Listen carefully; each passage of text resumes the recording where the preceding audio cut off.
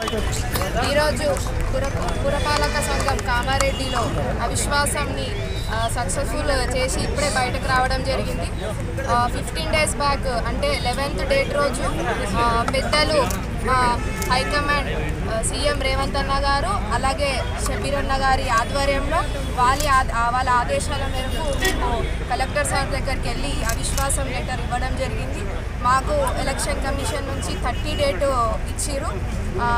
దాన్ని మేము చట్టపరంగానే మేము రూల్స్ కూడా ఫాలో అయ్యి మరి ఈరోజు 30 రోజు 11 o'clockకి మీటింగ్ ఉంది అనగానే మేము అందరం కౌన్సిలర్స్ 27 మెంబర్స్ కాంగ్రెస్ నుంచి అలాగే 10 మెంబర్స్ బీఆర్ఎస్ నుంచి ఇక్కడికి రావడం జరిగింది. ఇప్పటిదాకా కూడా కోరం ప్రకారం అందరం కూడా 34 మెంబర్స్ తోటి అవిశ్వాసం నెగ్గుతుందని చెప్పడంతో మేము 34 కన్నా కూడా ఒక 3 మెంబర్స్ ఎక్స్ట్రానే ఉన్నాం. మొత్తం టోటల్ 37 మెంబర్స్ కూడా ఇక్కడికి రావడం జరిగింది.